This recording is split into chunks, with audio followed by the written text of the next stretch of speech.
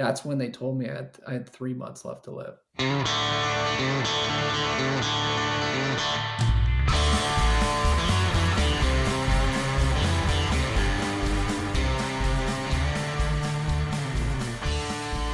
Welcome to Dirt Magic, a podcast chronicling the Sierra Buttes Trail Stewardship's mission of building sustainable recreation-based communities through stewardship, job creation, and world-class events, providing quality outdoor experiences through trail construction and maintenance in the Lost Sierra. I'm your host, Martin Scheel. On this episode of Dirt Magic, we explore the story of longtime friend of the Sierra Buttes Trail Stewardship, Dain Zaffke. In the 2 decades that Dain has been part of the SBTS family, we've seen him wear many hats, from racer to bike industry executive to the founding father of Grinduro. Dain's life and his identity have clearly been shaped by the inspiring landscape of the Lost Sierra. He met his future wife at an SBTS event, got hitched in Graeagle, and now shared their love of the mountains with their 8-year-old daughter. So it should be no surprise that Dain refuses to quit shredding our rugged backcountry, even though a critical life event tried to bump him off the trail permanently. 2025 proved to be a year of milestones for Dain, taking adversity by the handlebars and pedaling to a summit that in recent times would have been an impossible climb. This is Dain's story. Well, Dain, welcome to the show. Thank you, Marty. I'm happy to be here. Yeah, and that statement's going to mean a lot more than most folks understand right now. Coming up in a little bit later the show, but yeah, thanks for joining us. I know, gosh, times have been crazy. We just came out of Grinduro, and the event season's slowing down somewhat for most folks, and finding some time to have a good chat can be difficult. But definitely glad to have you on the show. And this has been a long time coming. You've been part of, our events, the Sierra Buttes Trail Stewardship, the family, for decades now. And you've taken it even next level beyond what most people do when it comes to the SBTS family. But, for those that may not know you, who is Dain Zaffke? Where did you grow up? Childhood, and then maybe give us a little glimpse of, why cycling and bicycles became so important to you. Yeah, absolutely. Well, before I get into that, I'll just say, man, it's great to hear your voice on here and to hear your voice at the events and to be alongside you. I've always been a little jealous of your voice, that golden voice, perfect for podcasts, perfect for radio, and of course, perfect for announcing at events.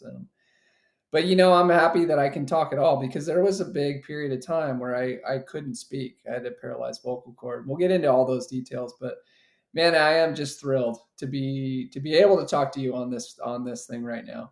But yeah, where am I from? Well, I'm a mountain bike guy. I'm a trail rider at heart, and I've always been since I was a kid. I grew up in Florida, of all places, and most people don't think of mountain biking when they hear Florida, for good reason.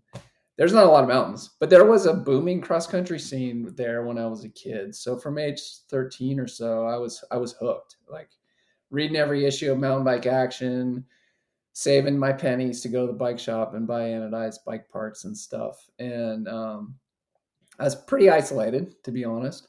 I didn't have any friends that rode mountain bikes, but I moved to Southern California with my mom in 1997 at age 15. So midway through my freshman year in high school, and I was in Orange County, and that was like literally the epicenter of the mountain bike world at that time.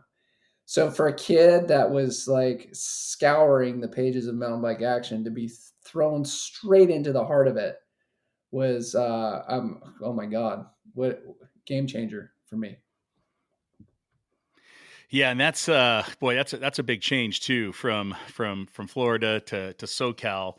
And you definitely hit it right. I mean, I know the BMX scene was still big, but I know a lot more trials type riding was coming in, and true mountain bikes, were actually were actually being built, not something that you had to convert, moving from the late 80s into the 90s, where you took a drop bar bike and created a Frankenstein's monster of a mountain bike. But so what was for the trail riding, was that really the hook, or was it just being on the bike? I mean, were you ever inclined to get out on the road on a drop bar and just put in 60 miles in a day riding the streets of LA? No, not at first, then no interest at all. So in high school, I went to Laguna Beach High School. I lived in Aliso Viejo, which the local high school was full. So they sent my mom and I to Laguna. And that was great because it's a really small high school on the hill, beautiful. Oh my God, like you could see the ocean from the campus. And so I remember clearly sitting in math class one day, truck drives by, and I'm like staring out the window. I'm not engaged, not a very engaged student, I'll say that much. And it was this little Ford Ranger with an airbrushed mural on the hood, and I recognized that truck right away. That was Sean Palmer with Steve Pete sitting next to him, and that hood was airbrushed by Troy Lee himself, and two downhill bikes in the back. I looked at that. I saw them drive by. I looked at the teacher and I said, I'm sorry. My stomach hurts really bad. I got to go home. And of course, I grabbed my bike and I tried to find those guys on the trail. I never found them that day, but I was able to make some really key contacts in that period with people like Brian Lopes, for example, who really became a mentor to me as just this punk kid in high school, troublemaker, in with the bad crowd, and to see guys like that, literally, like I'd run into him on the trail. Of course, I'm like idolize the guy, but for him to be like, "Hey, Dain, what's up? Are you going to the race this weekend?" It really made a major impact on me, and so from that point on, I was all in on mountain bikes, and school was secondary. Well, those are some future superstars, not only in the world of cycling, but also in the world of product. Especially with Troy Lee, and Yeah. obviously he made the bridge too from cycling to moto as well. And that was huge. Obviously with Sean Palmer, in the moto world as well. Well, as you moved along through high school, senior years approaching, and of course, the shattered dreams of the many kids that wanted to be astronauts and and whatever else, superheroes. What was your plan? I mean, had you decided this is it, this is my career, or was college in your future? What happened, in that final day of high school? Family and friends were strangely quiet about the topic of college. It was never really on the table. And I sort of look back and I kind of regret that in some ways. But it was this kind of feeling of, well, maybe Dane's not that bright. Maybe Dane should just be riding his bike more. And so my mom got in touch with this Olympic level coach named Roger Young in my senior year of high school. And it was my mom was basically working two jobs trying to support us. She got a deal on coaching services from Roger, and I think Roger saw some potential in me, and it was really like, let's go all in on this. That's when I started riding road bikes. Roger was an Olympic level coach for mountain and road, but I remember clearly the day that he said, if you want to make a career of this, you got to race on the road. And so I really embraced that. Mountain biking was always primary, my main passion, but I'm like, I'm going to do this. I'm doing this. I'm doing the road training. I'm doing the road racing. I'm training with kids from the national team that went on to professional road racing teams and racing in Europe and stuff. But I pretty quickly found that I was good, but I wasn't great. There's a big difference between good and great. You can Definitely. be in the mix. You can be in the mix, but it's one of those eye openers where you're like, this is going to be a hard life if this is what I choose as a career. Yeah, there's always, I always equate it back to, the early days of ESPN, and it still comes back to me with like NASCAR, and they, similar to other, sports where there's the elites, there's always that top 10 to 20 elites. And, depending on which decade you're in.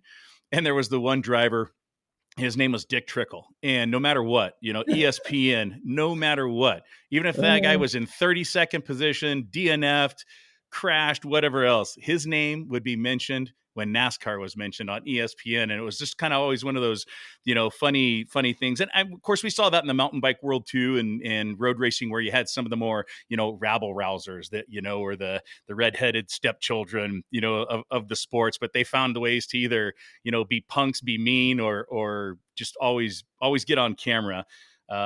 But yeah, bike racing, any racing at a professional level, especially if you're going to try to make a career of it, is a tough choice. And with that, what was your first cycling job?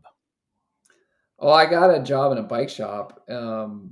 As soon as I turned 16, I was officially employed. I learned from my mom later that, because I worked in the bike shop before age 16, I learned from her that she strong armed the bike shop owner. In fact, she offered to pay him to give me a job. Oh man. And so I was sweeping floors and stuff. But I learned a lot, even before I was an official employee at age 16. So bike shops were my bike shops were my life. And then I was at a cross country race in Fontana, and it was whatever, semi pro or something, and decent enough race, battling with this guy all day. And I met him after the race. His name was Andrew Giskaitis, and he was an editor from Bicycling magazine, which was by far and away the biggest title there was at that point. And we were talking about my Sid fork or something, and he said, "We could use your help doing product reviews." And I'm like, "Well, tell me more." Like, "Well, we'll give you stuff. You can write it, take some notes, let us know what you think." I had no interest in being a writer at that point. I didn't really know that that could be a thing. The full-time job of working for a cycling magazine. But all of a sudden, I'm interviewing with the staff from Bicycling, and 2 months later, I got my first paycheck in the mail from Bicycling for being a freelance writer. And that really changed my world immensely. And that gig with Bicycling didn't last very long, but it really opened my eyes to a skill set that I had that I didn't realize in English class in high school or whatever. And so I started taking writing classes at community college, journalism classes, and that really became a viable career option. And so I ended up getting an internship at Bike Magazine, which was close enough that I was still living at my mom's house, still working in the bike shop from high school, going to community college. All this was within probably a 10-mile radius, and Bike Mag was right in that zone. And so that internship was 3 months completely unpaid, which was a struggle for me with all the other stuff I had going on. But it was incredible, completely formative. In fact, that was when I met Mike Ferrantino, and that was in that period is the first time I went to Downeyville. I was invited along on their editorial conference, and my mind was blown. Just a whole new world was opened up to me. Those were those were my next questions. It was going to be one, were you ever graced with the presence of the of the famous or infamous Mr. Mike Ferrantino? And then Downeyville. Well, that checks the boxes right there. Yeah, that's quite an experience. I mean, was it Mike that said, "Hey, you need to come up to Downeyville"? I mean, because that's a trip. I mean, you've got Big Bear, there's a lot of Southern California riding in the mountains. Maybe not like Downeyville, but still deciding to go from SoCal to the Northern Sierras. That's a big jump. Yeah, Big Bear, I raced there a lot when I was young, and there is a lot of great terrain in Southern California, but nothing like Downeyville. And so Mike was living in Truckee then, I believe. He got a group of us up there for something like a week, and there was lots of edit. There was, I mean, real business was done. We were talking about the next year of magazine stories and debated features, talked about the narrative arc in a story and the hook and things like that that were really important to me.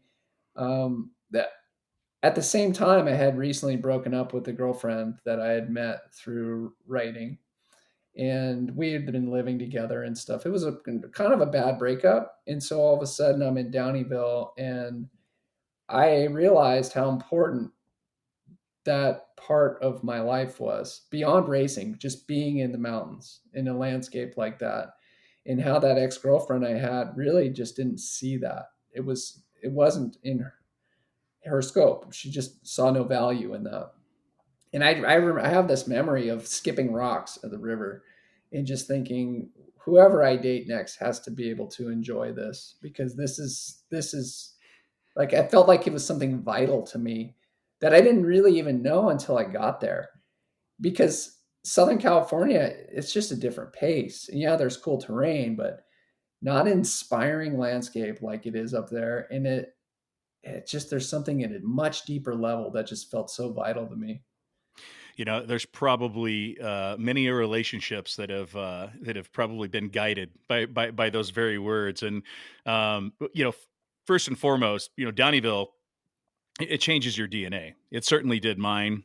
My first trip up there was through a bike shop owner in El Dorado Hills, and I was in awe of what Downeyville was. I mean, just absolutely incredible. And of course, met everybody. Early days of the Downeyville Classic, and I mean, there's to say the rest is history is wrapping up, close to 30 years into Oh one man. sentence. But my wife, when we were still dating, and she was a school teacher at the time, and it was, hey, I'd like you to come down and spend, week with my parents, and I'd already met them, but spend a full week. And first, it was in Bakersfield at the time before they retired, so that was already 115 degrees in Bakersfield. But it was the week of the Downeyville Classic, and she couldn't quite grasp, well, what's the big deal about this event, until she attended the following year. And then it was obvious to her. She was like, oh my gosh, this is absolutely incredible. And that's when I knew too. I go, all right, well, she's a keeper. She sees she sees what Downeyville is. And Exactly. yeah, truly a magical place. And obviously that must have just, I mean, really kicked your career choice into overdrive from that point. Oh yeah, as far as my career went, all of a sudden I wasn't just this dim-witted bike shop mechanic. I had a viable option for something more than that, and I was like a sponge there at Bike Mag. So that internship turned into 4 years of me being an associated editor, and oh, it was unreal. I got paid to ride all the latest and greatest gear, and I got sent to different places, the best places to ride mountain bikes around the world was part of my job. These press junkets in that era were unreal. Like going to the Canary Islands to ride a new Manitou fork with John Tomac, for example. And like 2 weeks later, I'm in Whistler riding with Andrew Chandro. And then 2 weeks later, Philip Mirhaga, who was the world champion cross country racer at the time, he's visiting the Bike Mag office with the dude from Specialized, and we're on the San Juan Trail riding together in the rain. And I'm just for a bike junkie enthusiast like I was, to be fully immersed in it at that level so quick was mind blowing. Yeah, there were definitely some opportunities. So you mentioned John Tomac. There was a time in Downeyville where we were shuttling up. I don't know if it was on Yuba or we were self shuttling, but it's one of the few times I say, yeah, I got to ride with John Tomac. That's kind of like saying I got to ride with Mark Weir and Carl Decker and a few of those guys. It's really getting off the van, getting on the bike, and you see him for about 30 to 60 seconds, and then that's the end of quote riding with them. At least for me anyway. Well, Um, sure. y- Yeah, I mean, what my experience with Tomac was, he called me a boat anchor. It was a 90-minute climb, and I was off the back, and he was in a hurry to beat this shuttle van of the rest of the journalists, and he was like, well, Dane's our boat anchor or something like that. And yeah, that hurt my feelings, but at least I got to say I rode with John Tomac there for a couple of days. yeah, I know. Yeah, look at him now. His kids, one of the best in the world on a motorcycle. So Incredible. I know, Yeah. small world. So then from Bike Magazine, what was next? Well, this was sort of the end of the glory days of print publishing. and the writing was on the wall. There was more pressure all the time, and I was the product guy, and so I was sort of the lightning rod from the publisher of like trying to do more and more things to appease advertisers that were starting to put their dollars into digital. So it felt really high pressure, and marketing started looking better and better. And so there was a job at WTB that really intrigued me because I at that point I learned to love Northern California, and Downeyville had already made such an impression on me, and that was WTB was synonymous with that place, and Mark Weir was all wrapped up in that, and all of a sudden it was like, hey, that could be my job and I can be a part of that. And so I made that jump to WTB, and I did not regret it. That was such a cool company to work for, like a family. And I was sort of working as Mark's PR guy alongside doing the marketing for the company, and really spending a lot of quality time with him, riding and otherwise, and pizza nights at his house. And everybody at WTB was caring, way more than a typical job. But Mark in particular, like we had a real bond, and that was the peak of his career too. And it was really neat to see Downeyville grow alongside the persona of this tough guy, Mark Weir, the smart ass tough guy with the big mustache, and like it's just his style was so different than every other bike racer. And yeah, that was cool. And there was like there was a season where I probably spent, I was trying to think of the exact number, close to 100 days in Downeyville. And I had a job at WTB, but I just found every excuse to get up there. And then at that point, it was spending a lot of time with Jason Moschler too, and learning from those two and trying to follow their lines. And they're, by the way, very different. Mark Weir and Jason's lines are completely different, where Jason's light-footed little ninja and Mark is just smashing it. And so I kind of figured out that I could be somewhere in between, not racing at their level, but my own sort of figure out how where I can fit in. Well, that would, WTV, I think experience wise would be awesome for anyone, moving through a cycling career. I mean, obviously they're the longest running continuous sponsor of the Downeyville Classic, and of course Mark and Jason. I mean, their family, as are of the Sierra Buttes Trail Stewardship, especially the Downeyville Classic and everything that is Downeyville. Um, and I'm sure it's been a launching pad, even for those two, and there are many different career choices. Of course, Mark's still with WTB, to this day, amongst his many jobs that he does, and he has perfected his pizza as well, especially when Oh he God, when he gets yeah, the mini pizza ovens out, and nobody does a better confluence of the Downey and the Yuba Rivers pizza than Mark Weir. So yeah, that's for that's sure. his true talent, isn't it? Yeah, for sure. So from there, what was the, obviously you're trying to climb the ladder a little bit, within the cycling world. What was the impetus for must have been a tough decision, to jump out of WTB to something else. Well, Giro, a recruiter from Giro contacted me, and it was double the salary, and it was this brand that was so exciting, especially from my history of road racing a bit and the cross country stuff. And Giro was a sponsor of Mark and Jason at that point. And so that plus the concept of living in Santa Cruz, it was too hard to resist. And I should stop for a second because one key point in my life happened before I went to Giro, and that was when I was at WTB. There was this new emerging thing called the NorCal High School Mountain Bike League, what later became NICA. And WTB was a sponsor of the NorCal League, and the sponsorship coordinator was a lady named Katie. And I had the emails back and forth, cool, did my job, made sure that they got the tires and stuff that they needed. But Vanessa Hoswald at Sea Otter in 2008 said, hey, I want you to meet Katie. And I'm like, oh, yeah, I deal with her on email. It'd be cool to put a face to the name. So I go over, I meet Katie at the Sea Otter Classic, and we were both just like smiling at each other. It just kind of like the words were hard to come. Like we were just it was supposed to be like a quick meet and greet, and we were. It was pretty clear that there was something there. We were both dating people and stuff, and it was just kind of like, all right, well, let's be professional and get back to our email thing next Monday. It's essentially what happened. But then 3 months later, I went to a Trail Days event in the Lakes Basin, and I got there like I drove first thing in the morning, left at whatever way before dawn, and get there, and I saw Katie in line for something. I don't remember, some sign in or something. And I'm like, "Hey, what's up? Cool to see you here. Like, can I camp in your site?"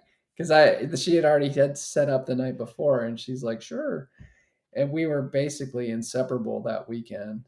And so that was trail working on trails in the Lakes Basin on the first day and riding on trails. No, it was the other way around. Ride the first day and nice campfire, drink some beer, hang out.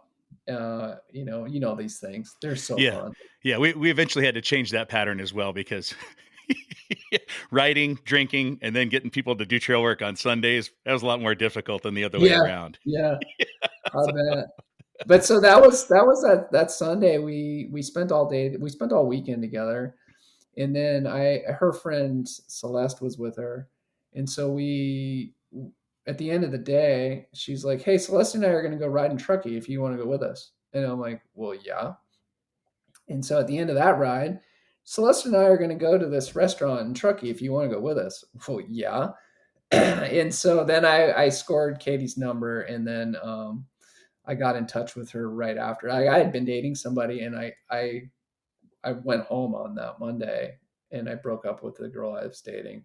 Even though nothing happened with Katie. It was just the idea of like, that's what I need, is someone like her, not who I was dating. And so then I came to find out a few days later that Katie broke up with the dude she was dating. And we hadn't talked about it. And so when I finally got the gumption to give her a call, I was happy to say, "I'm not dating anybody. I want to take you out to dinner." And she was like, "I'm single now too." And I'm like, "Well, let's do this." And I will always credit that weekend down in the Lakes Basin for being that catalyst to see. And especially looking back, that time with the ex-girlfriend breakup and my first time in Downeyville, and that moment of like, I need somebody that can appreciate this. And Well, Katie, of course, loves yeah, that area as much as I do. the Sierra Buttes Trail Stewardship, not only creating dirt magic on the trails, but in relationships as well. Oh my god. Yeah, I guess There we're we not the only ones, huh? what did Katie actually live in Santa Cruz at that point then? No, she was living in Marin. Well, no, she was living in Berkeley, and then we ended up moving in together when I was at WTB. We lived in Marin together. And then when Jiro recruited me, she was wrapping up a semester as a teacher, a science teacher in Novato.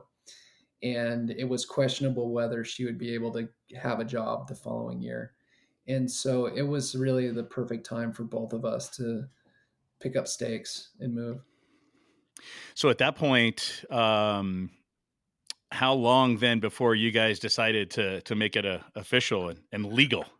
Oh man, so we got married probably, what was that? 3 years later at the Graeagle Lodge. And that was a spectacular place in the fall, a beautiful fall day. And we had friends and family come from all over the place and stay there at the Graeagle Lodge for the weekend. Got to ride Mills Peak on my wedding day. It just perfect. So, it's Mr. and Mrs. Zaffke now, and the world of Giro. I mean, obviously, you moved through the ranks at Giro, and this job stuck for a while because, moving into Sea Otter Classic, which of course, one of the few times that many of us would all get to see each other. If it wasn't just either at the Downeyville Classic, but the retail mecca of the Sea Otter Classic. Um, a lot of ideas happen there. It's early in the spring. There's always new product. And, of course, the Downeyville Classic was still growing strong. We hadn't yet created Lost and Found. our gravel festival, but there was an idea that was sparked and was discussed over some beverages at Sea Otter, and it turned into something. So give us the scoop on that, and folks, of course, we're talking about Grinduro. Yeah, so at this point, gravel wasn't a thing. There were a lot of us in Santa Cruz that loved riding cyclocross bikes on single track. And in Santa Cruz, there's so many cool big loops to do where you could ride for 60 to 100 miles, and you're on some of I'll be honest, we're poaching hiking trails in Big Basin and stuff that the bikes aren't allowed, but they're perfect they're smooth, loamy, swoopy single tracks, deep, deep, deep in the forest that too far to ride a mountain bike to get out there. But a cyclocross bike like that was perfect. And the way we would ride in our little groups of like, let's say 5 or 10 people, you just go flat out on every descent and try to drop your buddies. And then you regroup at the bottom and you laugh about how you're sliding around turns or Jimmy went off the side of the trail or whatever it is. And so then I had some visibility into the fact that Santa Cruz had this new bike coming called the Stigmata. And by that point, Katie was working at Santa Cruz as well, working with Juliana specifically, but I knew they were coming, and I realized that opened the door to really having a lot more fun in that kind of environment because the bigger tires, you're going from 32 to 40, which now 40 doesn't seem that big, but back then it was like, well, that's a mountain bike tire. And then disc brakes instead of those cannies that were always shuddering and howling, and then you smack into a rock and you get a dent in your rim, and then your brakes really are bad. And so the disc brakes and the new 1x11 drivetrain from SRAM, I got some visibility into that before the stuff was released. And I'm like, wow, this is going to change everything. And so my gears started turning about like, how can we do what we love with more people and bring this exciting adventure ride to a bigger landscape? And so I thought about my friends at the Sierra Buttes Trail Stewardship and the magic that happens at Downeyville, where it's a badass race, but then you have this incredible party. And I'm like that, and this is only like a year after my wedding in Graeagle, and I saw the value of inviting people from all over to the new place that they hadn't seen. So my first thought was, let's do it out of Graeagle. Mike Ferrantino, though, was the one that was like, bad idea. You can't ride those bikes. It's way too rocky. He's like, but I got a place. Let's do it in Quincy.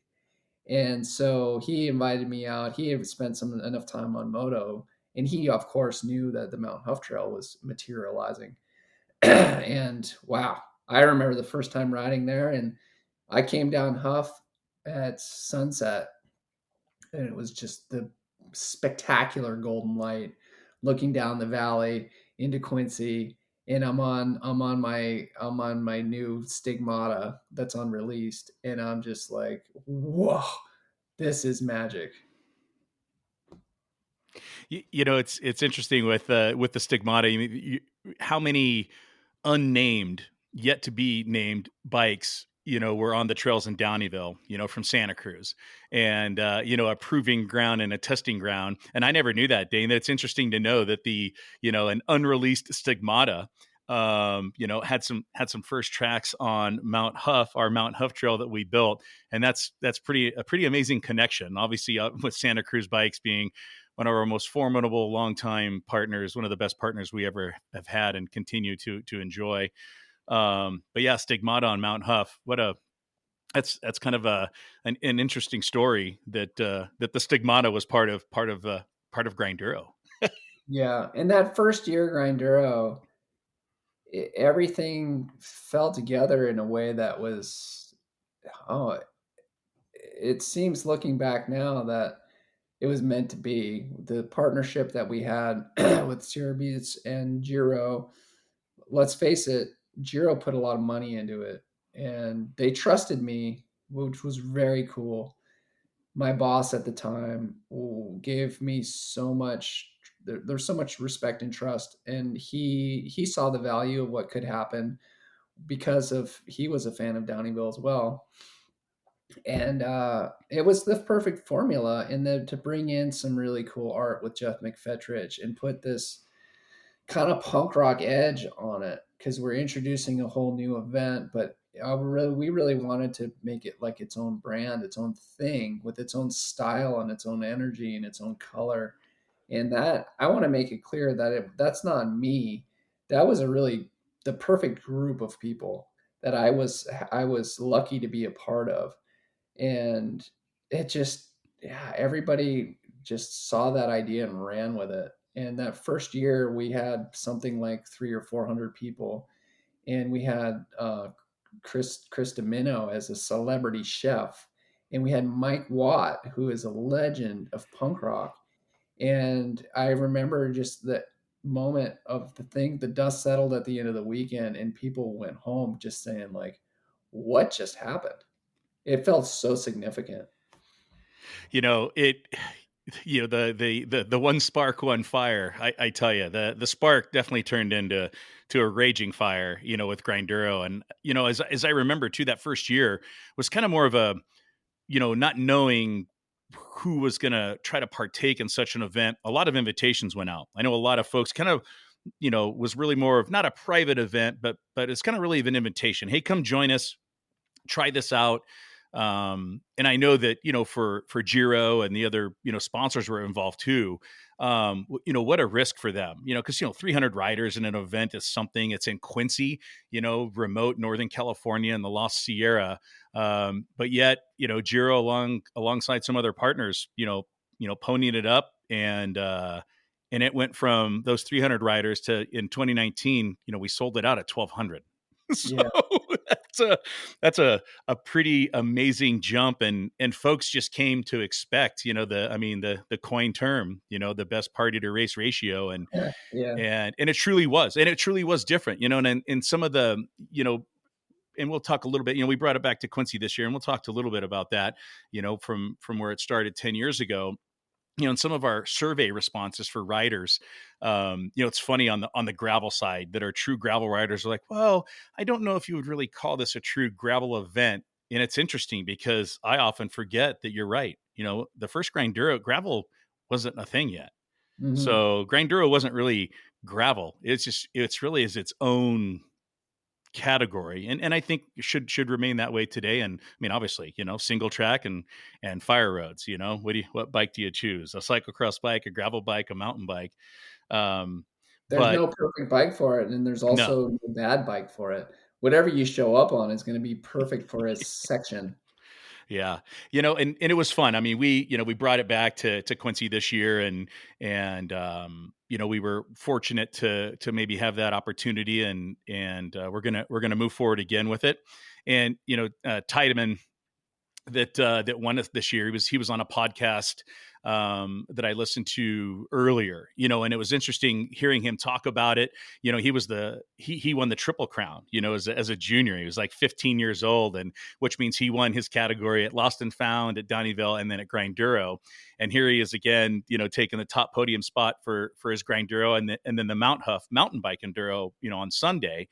But he made a very clear statement, and he said, you know this isn't one of those things you would consider if you're going to call it your favorite bike race. He goes, this is my favorite bike event. And I Mhm. think that's a great way to label it. And for us too, at the stewardship, I mean, we've always tried to put a festival atmosphere and, bring more than just yourself, to an event. But yeah, what a spark, the Dane, that you were a part of in those early conversations at Sea Otter to where, to where it went. And Giro, obviously, put a lot of money and trust, behind the event, and it grew. I mean, it grew eventually to be global. So definitely a nice legacy there. Um, the upcoming pandemic would, throw the world into chaos and events as well. But I do have to ask, from on the Giro side. I understand that the Giro had some pretty good Halloween parties. I mean, obviously Giro was instrumental in Grinduro, but I also hear they were instrumental in some pretty awesome Halloween parties, since we're here now the month of October. That's true. Yeah, that was a big event every year at Giro. In fact, Chuck Platt, who was sports marketing guy, so he was like Lance Armstrong's dude for the peak time and stuff. Chuck Platt, but the year before I got there, he was a bathroom attendant that Halloween. And that meant that he stayed his whole workday in the toilets. He was there. He had a towel wrapped around his arm. He had a little tip basket. He was greeting people with cologne and stuff at the door. And so that gives you an idea of how important Halloween was at Giro.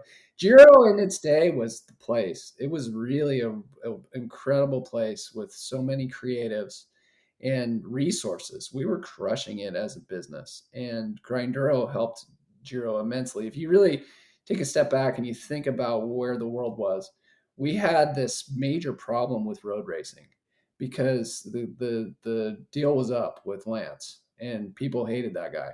And there were a few brands, three brands that were synonymous with Lance, and Giro was one of the three.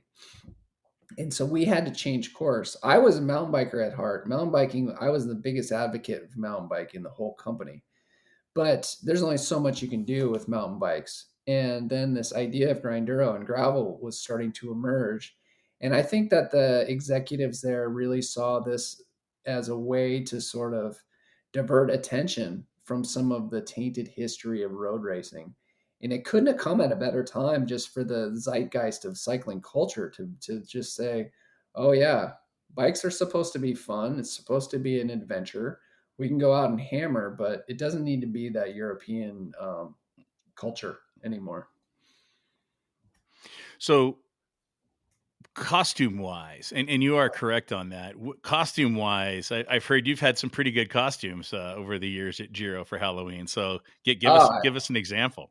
I don't know, man. It was hard to keep up with that team, but I don't. I remember one year I think I was Andy Warhol and I was trying to smoke cigarettes all day. That was tough.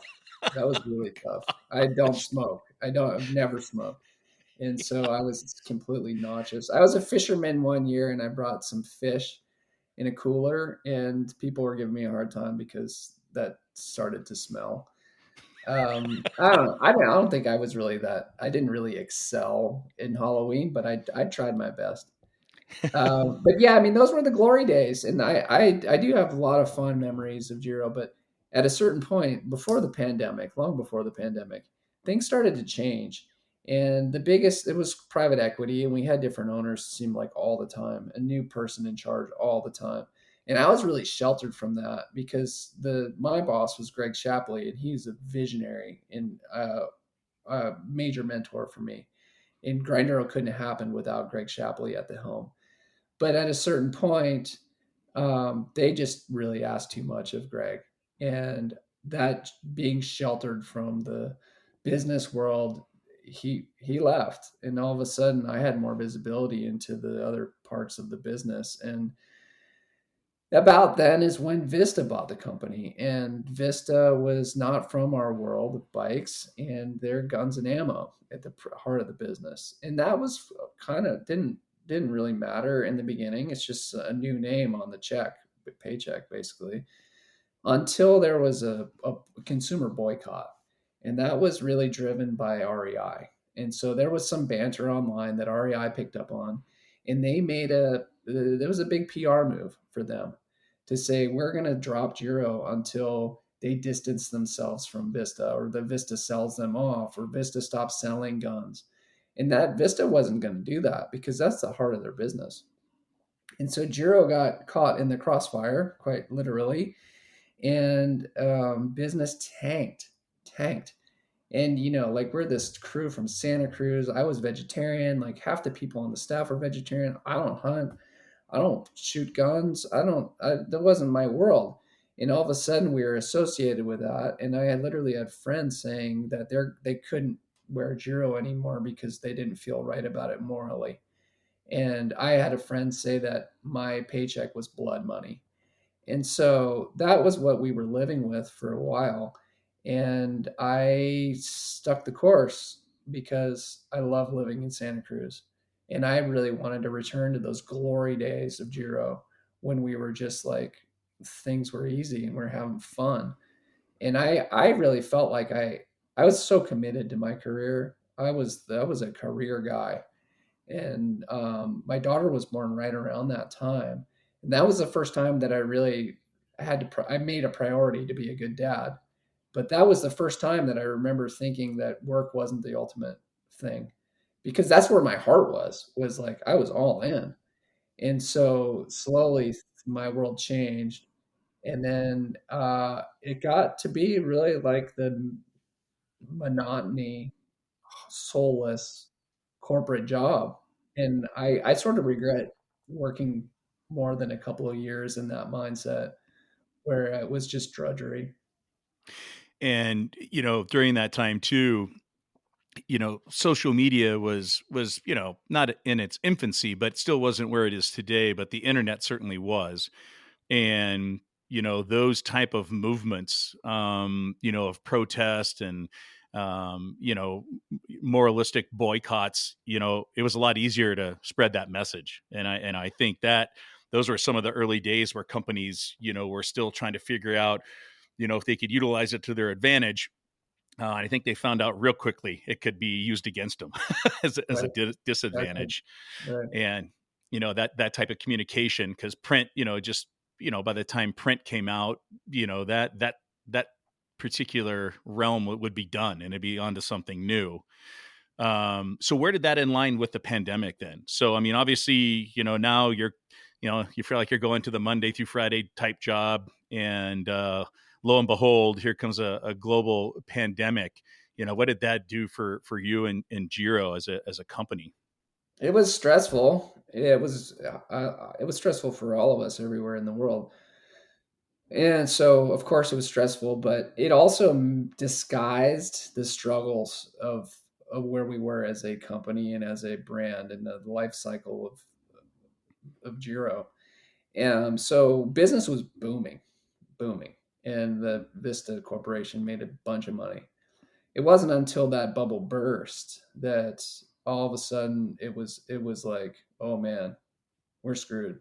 Like this can't continue. This isn't sustainable. And that's when the hammer really started to drop. There was like round after round of layoffs. And then ultimately I kind of had a heads up because I was pretty senior there. Normally with layoffs, I'm asked like, hey, pick some people on your team because you got to cut. And so I knew there were layoffs coming, but all of a sudden they stopped asking me for my list. And I'm like, all right, that means I'm on the list. I know how this works. And so I was prepared mentally. I had already cleaned my office out because I knew that it was just like I knew the week that it was going to happen. And so for me, it was really sad. It was heartbreaking because my friends that I cared about were let go at the same time. The whole office was shut down, and there was a legacy of Giro and Santa Cruz that was over. But personally, I felt like I was released from captivity. I got home that day, and my wife was getting out on a ride, and I'm like, she's like, "What are you doing home?" And I'm like, "Can I ride with you?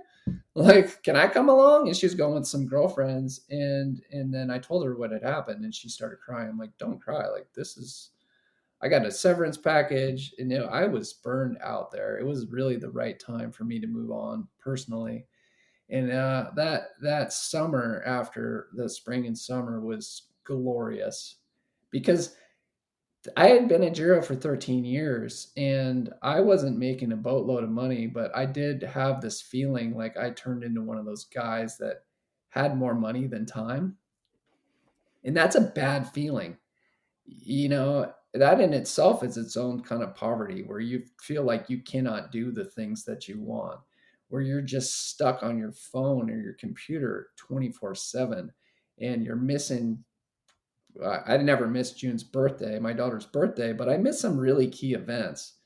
And I remember there was a birthday that I refused to go to this meeting that would have been a waste of time. And I had to travel across the world to get to it. I'm like, no, I can't go. It's my daughter's birthday. I got a lot of grief from that for months from my boss. And so all of a sudden I could prioritize the things that I loved. And man, that was a glorious period. Well, especially Dane, for you coming from a world where, your career, probably wasn't the right term because you literally loved what you did. Mm. And you did what you love. and that turned in from being out on trails, rolling knobbies or slicks, to pushing a mouse and staring at a CRT screen ad Yeah. nauseum. And I know that would definitely be tough. I myself kind of went through that with Earthlink, from the fun outdoor field marketing years to, becoming more senior level with outdoor marketing. And all of a sudden, I lived on a plane in a hotel room and behind a computer screen, and that was enough, and had to Yeah. stop doing that. Brutal. I know the pandemic probably pushed a lot of people into new careers, and maybe that was a springboard to kind of help you. But so was, obviously you work for Liat. Was that next? Was that the Yeah. next step in the career journey? There was a lot of soul searching in that period after Giro. And I had decided I didn't want another corporate job like that. I just didn't. And I talked about being a bus driver, school bus driver, something like that, that was like I had some value to the community, that was really a night, like a set hours, a set job, instead of something that was ambiguous and endless and like all consuming. And so I had kind of made up my mind, like I probably wasn't actually going to be a bus driver, but I wanted to do something that was more involved with the community. But then I got in touch with Liat, and basically the first conversation was, no thanks, I don't want a corporate job like that again.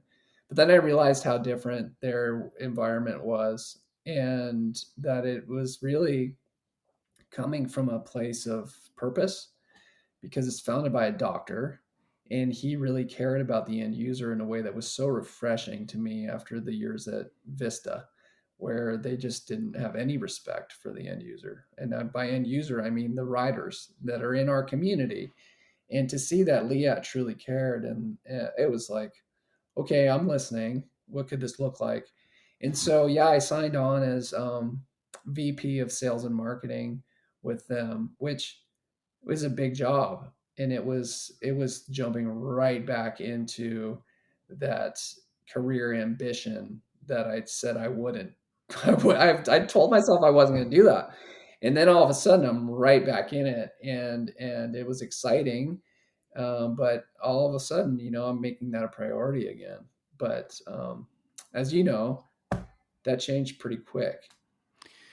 Yes, it did, and I agree with you. Liat came from a world. When they first approached us at the Donnyville Classic, and they were a sponsor, and their really their main product was the neck protection. Right. And the shoulder harness. And it was such a unique thing and different. It wasn't your Chi-Chi bike component. It wasn't the gravity dropper, new technology for bikes, because it was safety, and Hmm. safety was never sexy, in that world of components and titanium and carbon when it was all coming out. But well, look what happened. obviously, obviously, it was important to a great many people, because I think that was the springboard for them. Absolutely. And yeah, and it was probably the foundation of a company where the end user is their priority. I could definitely see you fitting that mold, because that's how you started. I mean, when you were just writing about how these tires work or how these bars work, you were the end user, and it was your opinion, that mattered back to those big, corporate giants back then. So, the happiness of a new career, your daughter's growing older, things are going well. And instead of probably looking forward to a Liat Halloween party, you really had the scariest of Octobers, the scariest of Halloweens that anybody could have. So tell us about that. So on Halloween of 2023 is when I started at Liat. I had a cough, and it was weird. It was a chronic cough. I went to urgent care a couple of times, and they're like, "Yeah, you have a young child. You're going to be coughing. Welcome to the club." And I had a weird pain in my chest, like I had hurt my ribs, and I kind of course, ignored it as long as I could. Took a bunch of Advil.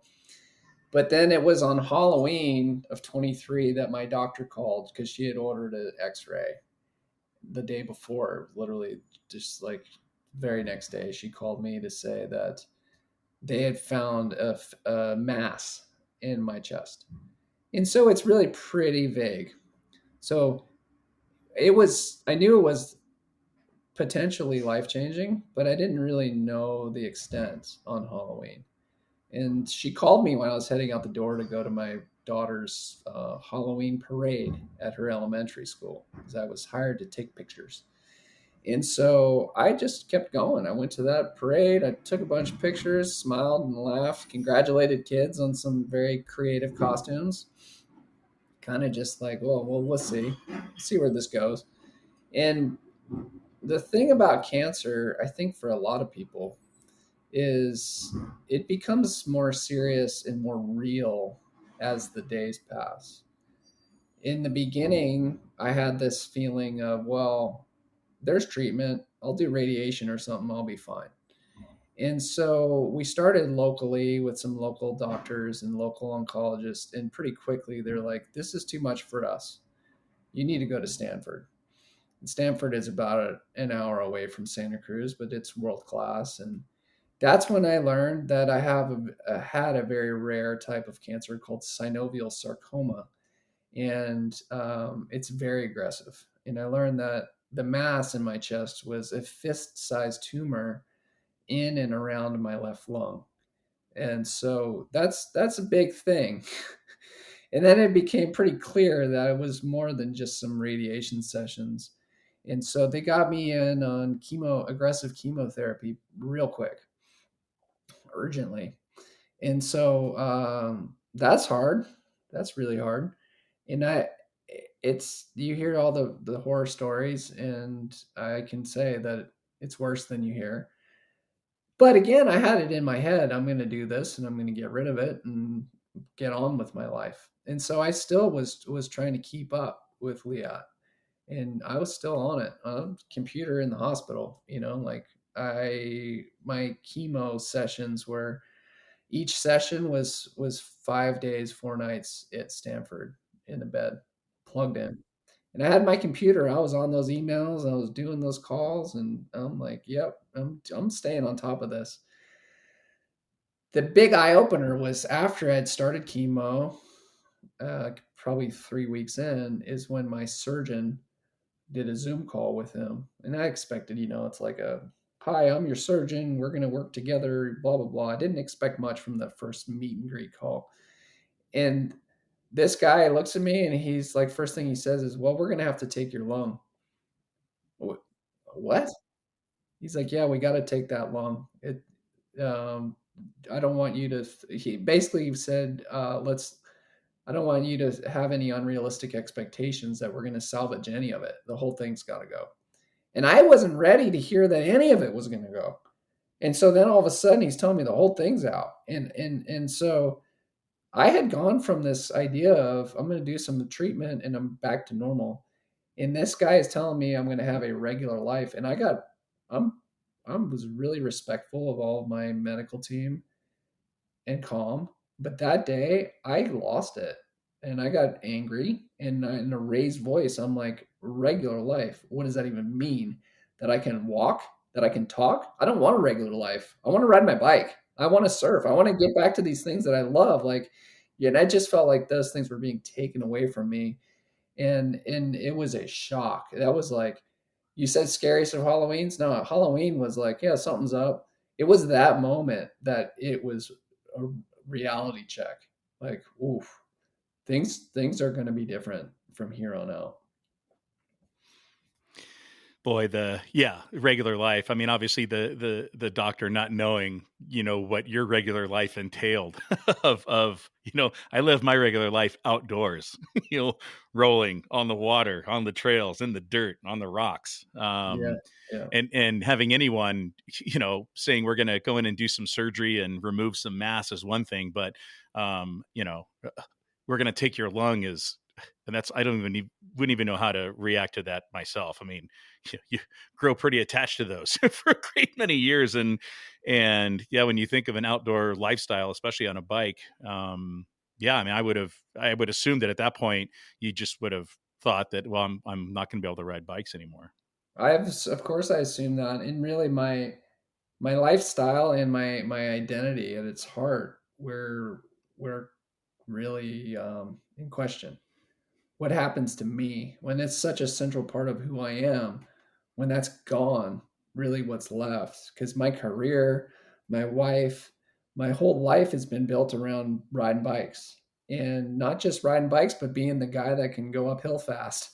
Like, I was proud of that for so many years, and that's my lungs, right? And okay, that's gone, and maybe I can't ride at all. And should I even work in this industry if I can't even ride? And like, am I just going to be that guy that's hanging on and trying to relive the past?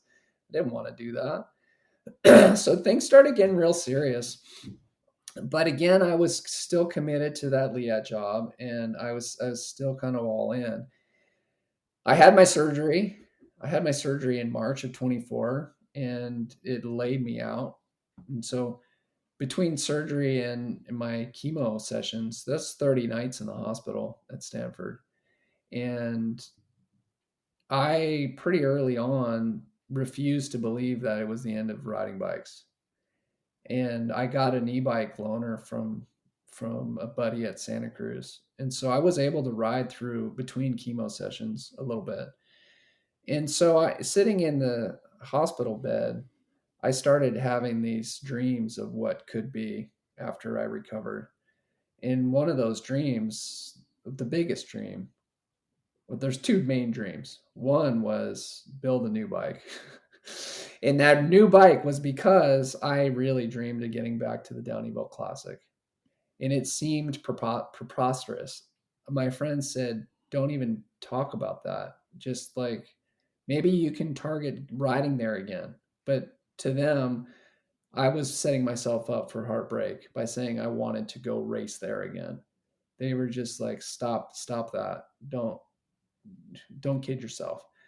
But that was a dream that I told my chemo nurses about. I told my doctors about it. I'm like, this is where I'm going. I'm going to do this. I just need to hear from you that it's not going to put me at major health risk by doing it. And they were like, well, we think you can, but we're not sure. We don't know anybody else with one lung who's ever done a mountain bike race. Yeah, that's you're probably in a category with very few globally. I would dare to say that. And so, these conversations, how, if this was happening in March and April of 24, I mean, did you even have any consideration of potentially, the Downeyville Classic for 24, or were you Yeah, targeting yeah. 2025? Oh, so you were targeting 24. I was. Um, I had this urgency in my head that I felt like I had to prove, not to anyone in particular, but to myself, that I hadn't lost that this thing that was central to me was still alive. And so I was able to walk. Before I got out of the hospital, I could walk the hallway a little bit. And then when I got home, they told me I could walk around the block. All right, if I'm going to walk around the block, I can walk around my neighborhood. And then after a couple of days of walking around the neighborhood, I was walking on the trails around here in Santa Cruz. And the next week, I was up to 4 miles of walking. And my upper body was a mess. They cut through my back, through my rib cage to get that lung out. And so I didn't have the strength. I couldn't do the most basic things, but my legs worked. I could walk.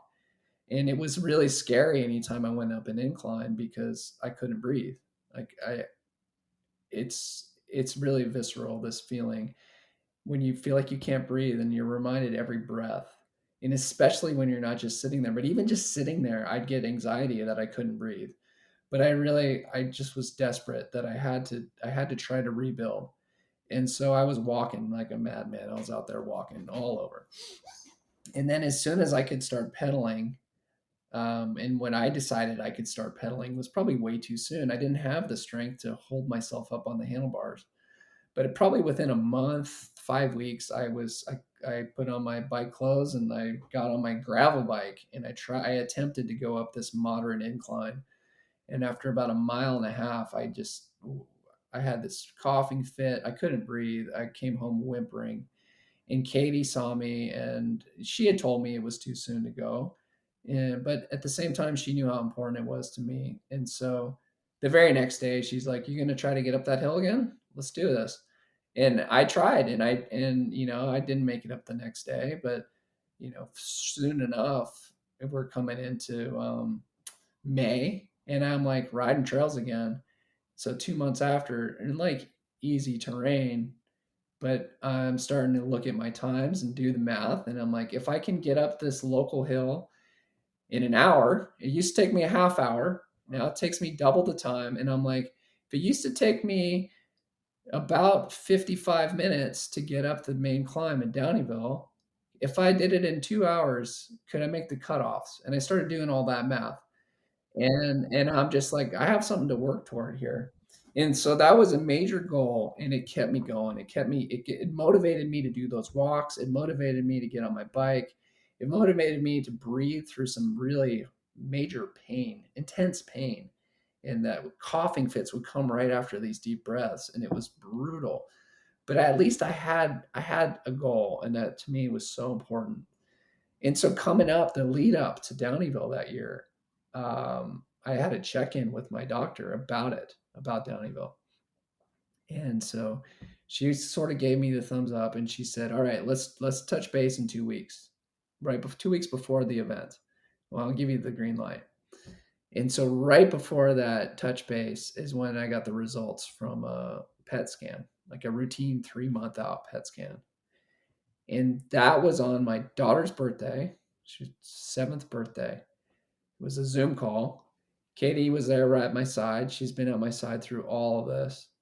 And so it's like, whatever. I told Katie, you don't need to come to the Zoom call. I don't have cancer. There's no reason to talk to an oncologist when you don't have cancer. It's going to be a simple, I hope you're not riding your bike too much or something like that. Yeah. You need to be careful, Dain. And so I'm wearing like this super flamboyant shirt that's got like flowers and owl eyes and all this stuff that June, my daughter June, had bought me for my birthday previously. And so I have that shirt on because it's her birthday. And we get on the Zoom call, all smiles, all good energy. And my oncologist's face is just ashen and somber right off the bat. And he's just like, "How are you feeling?" I'm like, "Feeling good, feeling great. Yeah, I'm getting out, and I'm doing good." And he's like, "Well, what about your voice? It sounds really hoarse." And I'm like, "Well, yeah, that's not new. Like my voice was paralyzed. Vocal cord was paralyzed in the pneumonectomy in March. Like that's not new.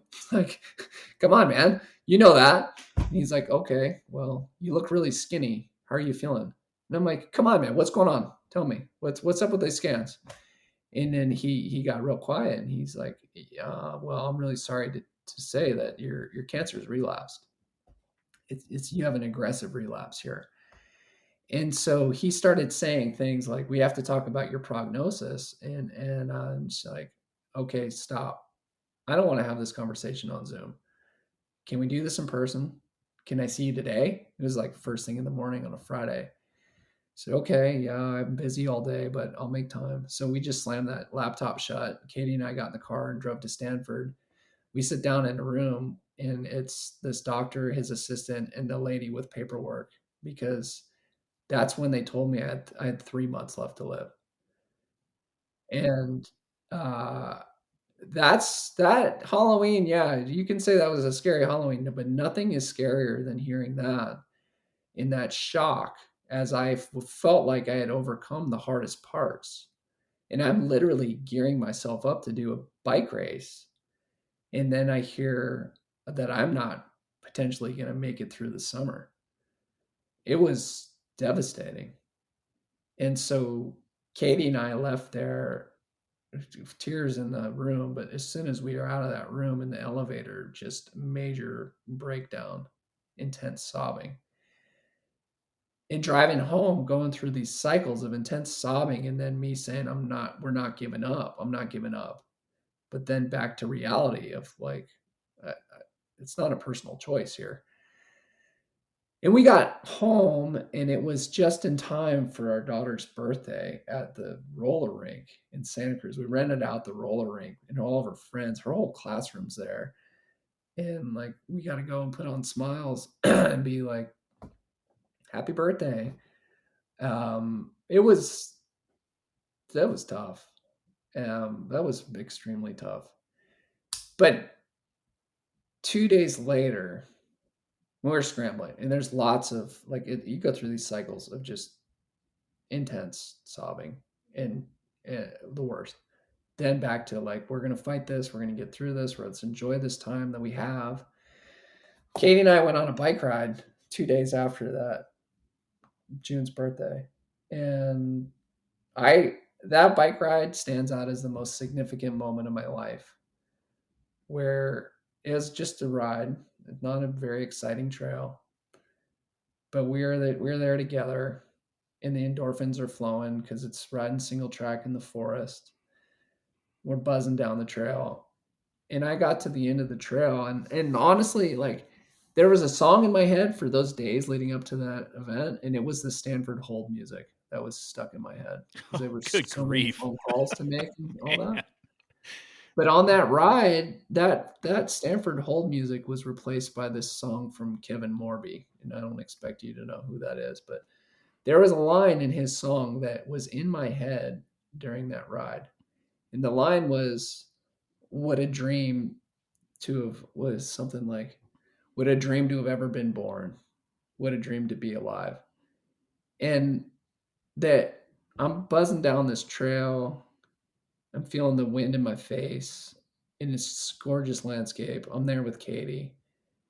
And we get to the end of this section of trail, we stop, and I just broke down in tears. And I honestly, the feeling of peace, and that my life was maybe going to end shorter than I wanted it to, but it had been incredible.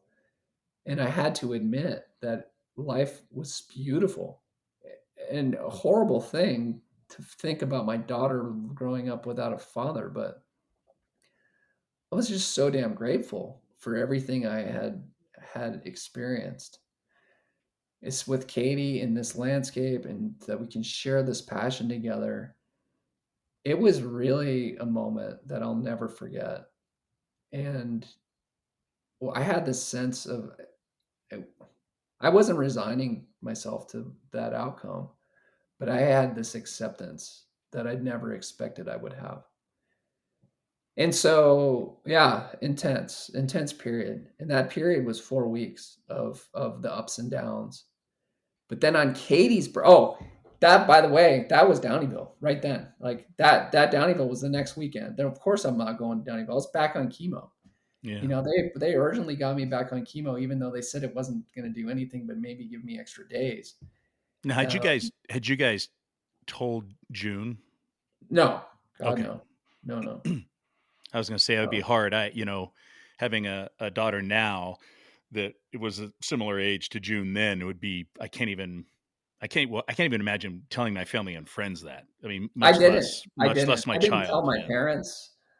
I didn't tell my parents. Katie and I were dealing with that on our own in isolation, which was also tough. And so there's a lot to this story. The chemo thing was its own thing because they rushed me on chemo before they did a biopsy, and then my chemo spilled, and then all of a sudden I was off the chemo, and then I'm like, well, I could go to Downeyville. I'm off chemo, but what am I going to say to my friends of why I had this goal and I'm not racing? And my chemo had knocked me down, like I could barely walk around at that point. So Downeyville that year was out, and then we had this plan though to go from Downeyville on this camping trip to Alpine Lake, or Lake Alpine over by Bear Valley, and Katie's whole family was still going to go. And we had this last minute, like, well, we could still do this. So we ended up going there in the spirit of like, let's enjoy this time that we have on Earth. And let's show up to this camp, to this camp trip. And so it was Katie's birthday that weekend. And the Friday of her birthday, so this is 4 weeks after June's birthday, 4 weeks, Friday to Friday, we knew that we were going to get a call about a biopsy that showed the results of what's going on. And we knew that there was an outside chance that it could not be cancer. Like, we had been tipped off by not my oncologist. My oncologist never, ever gave me any evidence that it could be anything but a death sentence. It was my pulmonologist, who I'd been working closely with about Downeyville racing. Pulmonologist is the lung doctor. And so she mentioned that there is a thing called sarcoidosis that it could potentially be. She's like, I don't want to get your hopes up. Chances are that's just part of the deal, and it's cancer too. But Katie really fixated on that as like, I bet it's sarcoidosis. I'm like, no, we're not that lucky. Well, anyway, the day of her birthday, we wake up. It's a gorgeous day up there in the mountains, and we do a birthday ride with Katie's dad, or my father-in-law, rides mountain bikes. And it's such a cool thing to share with him. And I told Katie I'm going to keep my phone off all day. I'm like, I don't want to hear the results because let's just deal with this when we get home on Monday. Like, I don't want to ruin your birthday with learning that this hope that we have is gone. And so that was the plan. And we go out on this ride. And at the last second, I grab my phone because I want to take pictures. And on the ride, I'm the guide, and I got us lost. And Katie doesn't really care, but father-in-law's stressed that we're out in the mountains and he's running out of water, etc. Like, all right, no worries. I got my phone. We'll look this thing up on Trail Forks. I pull out my phone, I turn it on, and I have a message from my pulmonologist. And it said uh, something to the effect of, I wanted to give you a shout. I've got some good news. Call me back when you get a chance. And so instantly we're like, wait a second. And so I can't call her back, can't get through the Stanford numbers, whatever. So we continue on, and she calls us back on this steep climb. And all of a sudden we hear the news. There's no cancer. It was a Oh, man. mistake. Wow. And it is the most, think about this, Marty. It's the most gorgeous landscape. We're at 8,000 feet. The sky is so blue that it's like looking through polarized lenses. And the birds are chirping, and the mule's ears are going off. There's wildflowers everywhere. And we are overlooking this valley and this lake. And we get that call with Katie by my side and my father-in-law to hear, one, my life's not over, and two, there's essentially nothing wrong with me. And it was this thing called sarcoidosis, which is inflammation that looks like cancer on the scans, but it essentially goes away on its own. Boy, I tell you, Dane, I don't know. I mean, obviously, elation would be one of those emotions, but boy, I guess that would overshadow greatly a little bit of the pissed offness I would also have for that 4 week absolute devastation of a roller coaster ride that you and Katie, had to go through. But boy, what a birthday present. Yeah, I and tell that you. was the joke, man. I was like, that Katie's like, this is the best birthday of my life. And I'm like, I didn't even have to wrap that. Ooh. Oh, gosh. Well, Yeah, man, thank that goodness. was that was a day. That was a day to remember. Well, Dane, there's the roller coaster ride that fortunately you get to jump off the ride and get back on your bicycle, which I'm sure was elation for you. But that also reopened a door that I'm sure you thought was slammed shut, and that open door now is the Donnieville Classic. Well, my whole life was different after that period where I thought it was over. And so I quit my job at Liat the day or 2 days, 3 days after I heard that I had 3 months left to live. I couldn't imagine Oh working another minute. And so I told my gosh. boss, I gave him the whole story. We both cried on the phone. And all of a sudden, like my life is back. But I was on disability, and I had disability through the end of the year. So we're talking about Katie's birthday is July 19th is when we got the good news, and my disability didn't run out till January 1.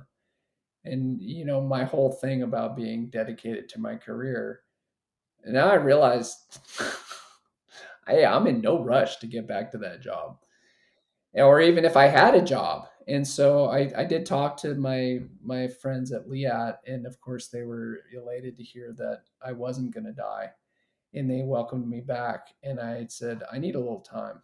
I need some time. I had a lot to process there. And so I took advantage of being on disability. I did really have a lot to do for myself to rebuild. My immune system was still a wreck from chemo. I had all of the psychological problems, which to be honest, I'll probably have for the rest of my life, in that this fear of cancer coming back. And yeah, there's acceptance, there's peace, I went through all this stuff, but it's still really scary to me. And at that point, I was still really of a germaphobe. I was afraid of being in large groups because my immune system was so taxed from chemo.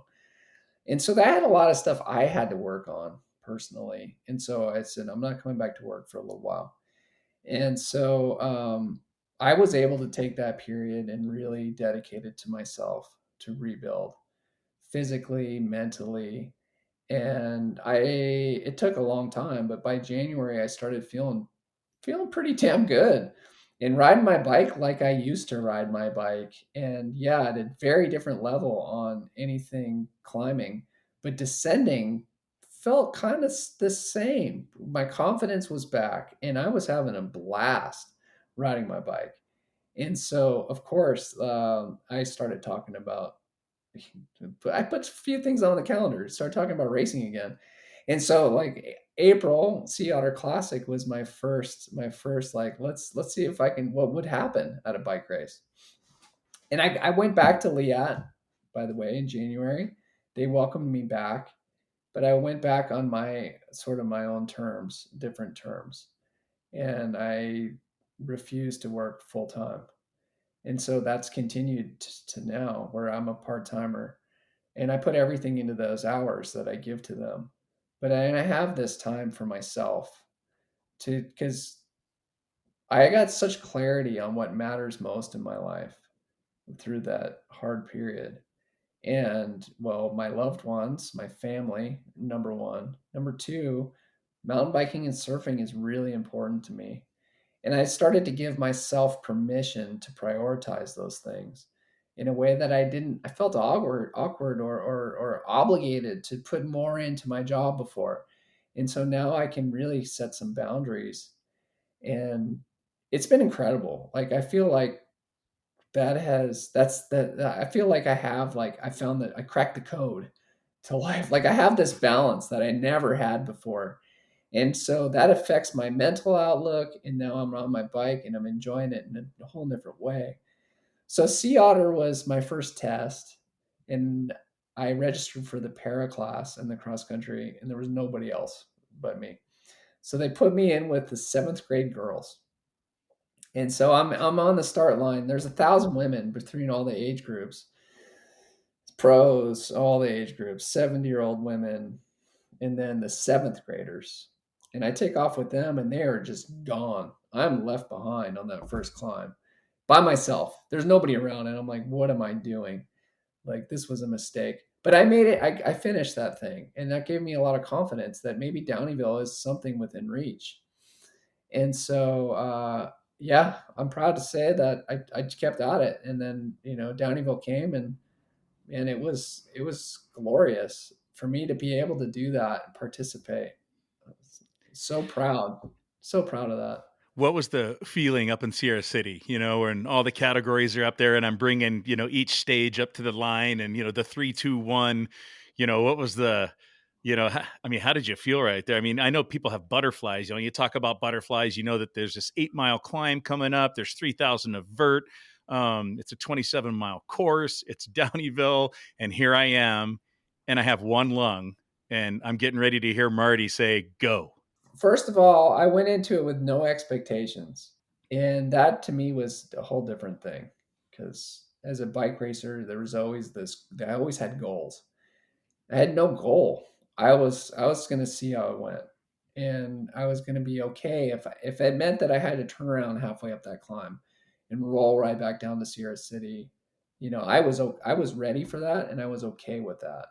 Just being I was happy. I'm happy to be alive, man. I'm happy that I can ride my bike at all.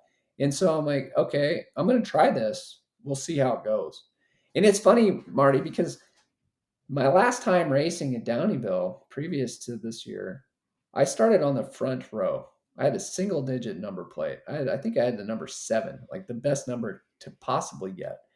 And I had my sights set on getting a top 5. And then this year, I was on the very last row. The very last row. You're on the course, and the typical Saturday in Downeyville is ongoing, and at a certain point, we are getting some radio traffic that let us know certain riders coming through certain areas. But two young ladies are now standing beside me, and of course that's Katie and June, and we're at the finish line, and in anticipation of you coming across the line. And I don't, the looks on their faces were excitement and smiles, and of course the entire Santa Cruz tent there, same thing. Just the anticipation, and it was interesting too, because I don't think anybody was waiting to hear that the Dain had to take the sag, or he pulled off on Lavazola and it's coming down. It was literally, you're coming across that finish line. And and when you started coming down Main Street, towards the finish line, and of course your daughter's eyes lit up, Katie's did, the entire Santa Cruz tent just started exploding. And I know it was an emotional time for you. It was right there with you, and I mean, it was for anybody that was within eyeshot or earshot of what was going on. But in that moment in time for you, I mean, what was that feeling? I've done a lot of bike races. I don't know how many, hundreds, but I've never had a day like that where it was just pure joy. And yeah, it was scary at the start. Of course, there was nerves, but I was already so stoked just to be on that start line. And then on the climb, it's gorgeous. That landscape is gorgeous. And I'm never racing that race. I always had my nose on the stem, cross-eyed, suffering immensely, and I didn't have that. That wasn't my experience this year. This year my head was up. I literally had a smile on my face, and I was looking around appreciating that landscape in a way that I never had before, and just like in awe of what was around me, just literally pure joy. And then as the race went on, and I have a power meter, heart rate monitor, and I had an idea of where I should stay without blowing up, and I managed to do that. And so as I hit first divide, like basically as I was coming down third, I'm feeling pretty good. And I can descend better than the people.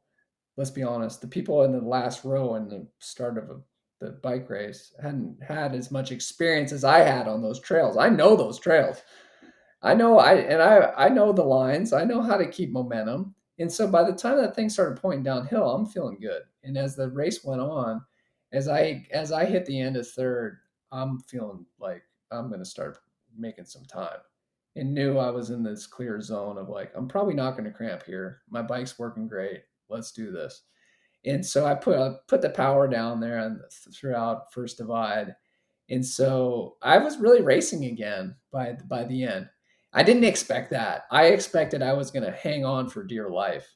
And for me to start passing people and really feel like I was in it, man. Oh, just a feeling like I never expected to be back there, and it was pure bliss. It's pretty amazing too, and it's kind of interesting. I mean, it follows alongside parallel to a story of survival. I mean, let's be honest, this is. But there's plenty of folks that are on that start line in Sierra City that instead of embracing of one of the most technically challenging and hard point to point cross country races there are. I know there's a great many people that are just, I need to survive this climb, and I just need to survive this. I just need to get to the finish line. Whereas, to that bottom section, like you said, you started embracing, like, I'm on it, man. I'm racing. I'm having a blast. I'm going to pick some people off, and and I'm going to cross that finish line on my terms now. I'm not just going to survive. I'm going to blast through it, just like I was heading for that top spot in the podium. And Dain, I mean, that's pretty awesome. And I think it's very important to remind folks. I mean, obviously they've listened to your story, but again, one lung. yeah, half of the lung capacity, that others have, which is it's an amazing feat of not only strength but just perseverance, Dane. And Well, I'm thank happy you. that you got to go through it. So, and I'm happy that you're on the podcast with us right now, because it could have been a very different story. Yeah, I'm the most stoked guy that you know, Marty, because Yeah, I bet you are. I just know. that I'm still able to do these things that I love and appreciate them on a whole nother level. Well, and you just didn't stop there. You rolled the dice and said, and the irony of this is pretty amazing. You're like, well, what the hell? Grinduro's coming back to Quincy, and from the Sea Otter Classic to an idea of a brand new type of event and race. Through tumultuous years and pandemics, and the ownership of Grinduro itself changing, your career changing, and here you are back in Quincy in September at Grinduro once again. It's just kind of one of those full circle of life moments that I'm feeling right there in kind of a weird, strange way. Yeah, 10 years. God, think about how the world's changed in that period of time. So my Grinduro experience this year was another one that was very different than anything I've ever been through because my dad and my two brothers decided they wanted to join me. And they have never, my dad has been to some bike races with me when I was a junior, and I guess my one of my brothers had been to bike races, but they're not racers. And my one of my brothers isn't hardly a rider at all. And so for them to say they wanted to participate was very exciting. I really think that part of it is I rubbed off on them. I think there was that idea of, well, if Dane can do it with one lung, then what the hell's our excuse? And so that kind of got them a little bit more motivated. But That should motivate a lot of people, Dane. But my dad is almost 81 years old. And man, let's face it, an 81-year-old body is pretty rickety. And he's a badass, very tough dude, but he's rickety. And I was stressed going into it. I got to admit, I was worried about my two brothers and my dad getting through this thing. So we elected to do the Grindorito, by the way, not the full Grinduro, but the shorter version, but it's still 3,000 feet of climbing and 30 miles or something like that. And there's a lot of trail, a lot of single track. So dad had a sketch. One brother borrowed a mountain bike of mine, and the other borrowed his buddy's gravel bike. And the one on the gravel bike had never ridden off road on a gravel bike before that. He comes from moto, and so very little experience. Athletic guy, but very little experience. And so this little rag team of Zaffkes got together. That was our squad. And wow, what a day. Like I said something early on, like if we can finish today without any catastrophe, it'll be the best day ever. Guess what? It was the best day ever. We did it, man. And it was just so cool to share this thing that was so important to me with my family. They'd heard about it for 10 years, and then they got to experience themselves on the course and then in the campground and the DJ coop. Dad didn't make the DJ coop. He went to bed early. But Yeah, my two brothers did, yeah, and you they and I got to see both. the real deal. Well, this time I didn't, obviously it's a ceremonial finish line back at the fairgrounds there in Quincy. So, I didn't get to say your name coming across the finish line, but I did get to say your name on the podium. Yeah. So again, Grindorito, still very, very impressive. You're still up in the mountains, and, there are no categories. You're in there with everybody. So to be able to stand on that podium is still pretty impressive, Dane. Oh man, it's just riding bikes with the mindset. I mean, let's face it. There's a lot of bike racers that get way too worked up, and they put too much pressure on themselves. And I was as guilty as anybody of those years where I was hot on the heels of Weir and Moschler, and I wanted so bad. I wanted that. I wanted to be on that podium. Oh, there! I lived for the Downeyville Classic for so many years, and I had so much pressure I put on myself. And to engage with it in a way where I'm just having fun, turns out you can go real damn fast when you're having a good time. Yeah, you certainly can. Well, I know we're pushing some time here, but what's next for you? Personally, or even race wise. I mean, what's I know we're coming to the end of the season here, but what's next on your check box of goals? I'm having so much fun with this work-life balance that I'm where I'm at right now, and I don't want to compromise that. And so if I can milk this until my daughter is of the age where she's, like every teenager, they don't have time for dad. I want to make the most of these years that I have before that happens. And I've been working on a book. I think I told you that. I want to keep dedicating the time and energy to see that thing through. I mean, the book is technically done, 100,000 words, and it's the manuscript's there, but it's I have to refine it a little bit and I have to find a publisher. So this stuff takes time, and these are things that I would completely shelve if I had that full-time job, that's all consuming. So huge shout out to Liat for being flexible with me. And man, I'm just having a blast. Like I'm riding, I'm surfing every day. I'm out there in the sun, and it's funny because at the school pickups, I see this I see this look in the other dad's eyes, and it's a look that I recognize. A lot of them are in the same shoes I was in when I was at Giro, where it's jealousy in their eyes, and uh, and then there's awe. I see awe in their eyes. They're impressed that I'm out there the way I am. It's not because I have one lung. It's awe that I'm able to take the time for myself and that I'm not stressed to hang out at the playground all afternoon with my daughter. I'm not in any rush.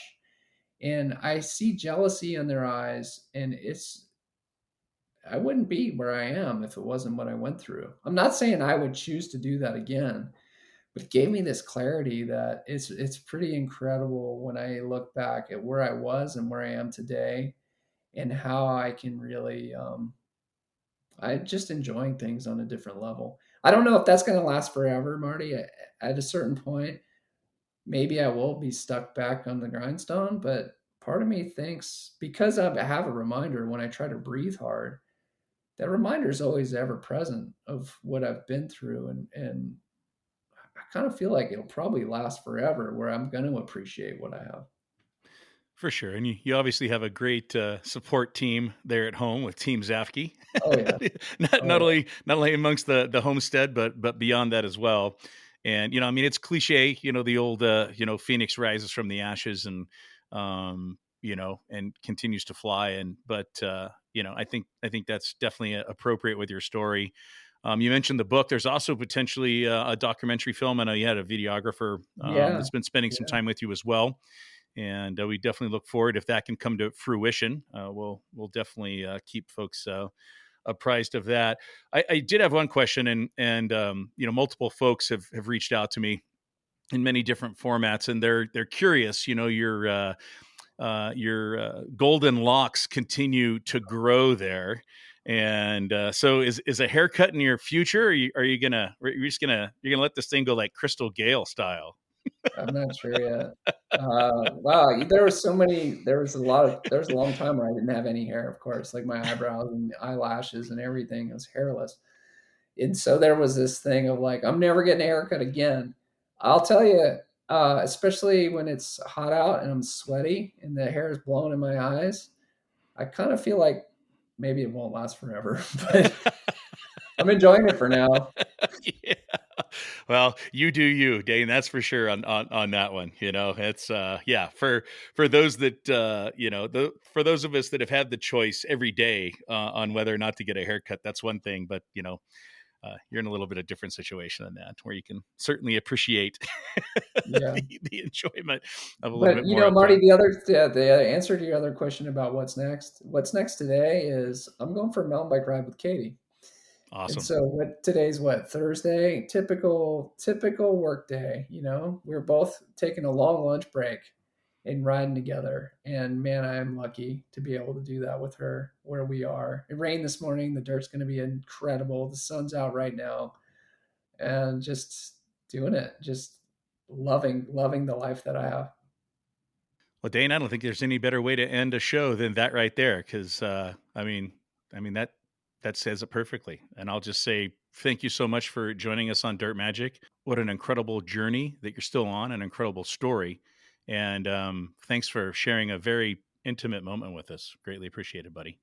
Thanks for having me. I enjoyed our talk. All right, Dain, take it easy. To you. Bye.